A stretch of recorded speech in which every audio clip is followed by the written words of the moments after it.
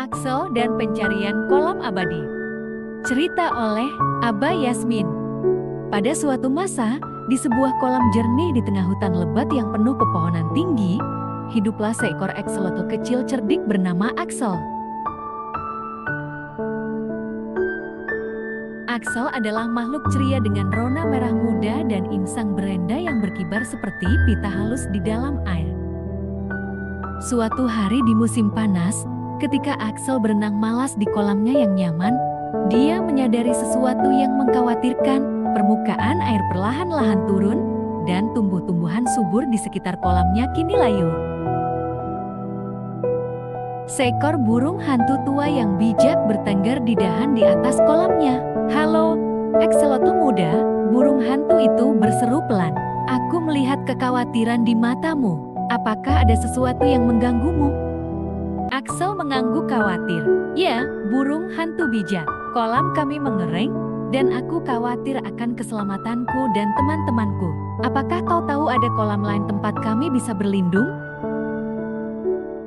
Burung hantu itu berkedip pelan. "Ya," si burung hantu memulai. "Ada sebuah kisah yang dibisikkan di antara pepohonan tentang sebuah kolam kuno dan abadi tersembunyi jauh di dalam hutan ini. Mereka bilang airnya tak pernah kering, bahkan di musim kemarau paling parah sekalipun. Letaknya di balik hutan yang paling lebat, tempat pohon-pohon tinggi berjaga. Tapi berhati-hatilah, karena perjalanannya tidak akan mudah. Kau akan menghadapi cobaan dan rintangan di sepanjang perjalanan," lanjut burung hantu itu sebelum terbang menjauh. Axel berterima kasih kepada burung hantu itu atas bimbingannya dan dia memutuskan untuk menemukan kolam itu untuk rumah barunya. Axel mulai mempersiapkan perjalanannya. Dia pun mendekati teman terdekatnya, seekor kura-kura bernama Tilly. "Axel sahabatku, untuk apa kita tinggalkan kolam yang sudah lama menjadi rumah kita ini? Pasti airnya akan segera kembali. Kita hanya perlu bersabar," ujarnya. Hati Axel sedih mendengar kata-kata Tilly. "Tilly, aku tahu sulit untuk pergi, tapi kalau kita tetap di sini, kita akan kehabisan air," pinta Axel, suaranya mendesak. "Kita harus menemukan kolam baru sebelum terlambat." Namun Tilly dan yang lainnya tetap tidak teryakinkan. Ketakutan mereka terhadap hal yang tak diketahui mengalahkan peringatan Axel. Karena kecewa tapi bertekad, Axel tahu bahwa dia harus maju sendirian jika ingin menyelamatkan dirinya dan teman-temannya. Maka, dengan tekad membara dalam dirinya, Axel memulai perjalanannya, meninggalkan kolam dan teman-temannya, berharap mereka akan mengindahkan peringatannya sebelum terlambat. Saat Axel memulai perjalanannya menemukan kolam abadi, dia menghadapi kendala besar. Dia tidak bisa hidup lama tanpa air. Axel harus merencanakan pergerakannya dengan hati-hati agar dia tidak terdampar di lahan kering.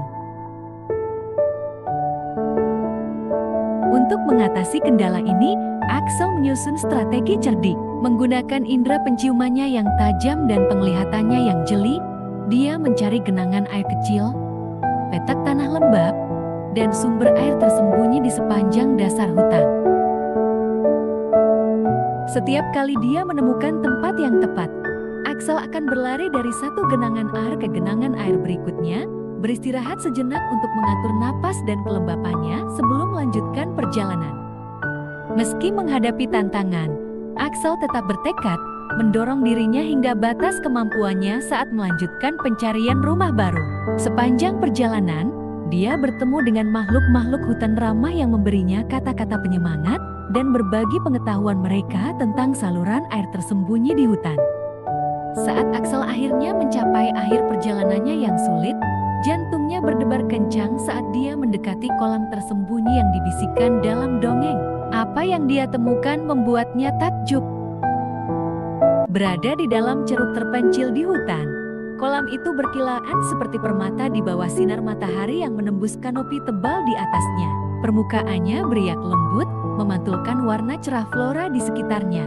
Pohon-pohon yang menjulang tinggi berdiri sebagai penjaga di sekelilingnya. Akar-akar kuno mereka menjalin pola-pola rumit ke dalam bumi.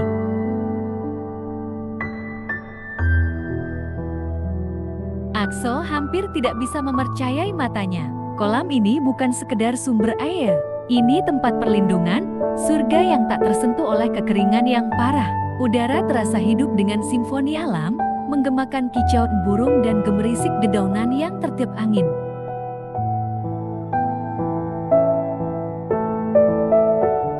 Dengan hati bersyukur, Axel turun ke dalam air sebening kristal, merasakan pelukan dingin menyapu dirinya seperti pelukan yang menenangkan. Axel tahu bahwa dia telah menemukan lebih dari sekadar tempat untuk bertahan hidup. Dia telah menemukan tempat untuk berkembang. Axel menemukan banyak sekali kehidupan di bawah permukaan air.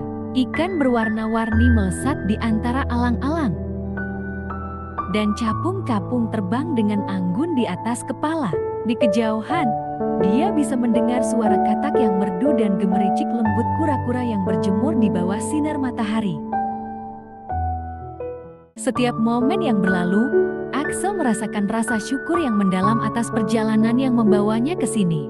Dia tahu bahwa dia telah menghadapi banyak rintangan di sepanjang perjalanan, tetapi dia juga tahu bahwa setiap tantangan justru membuatnya lebih kuat.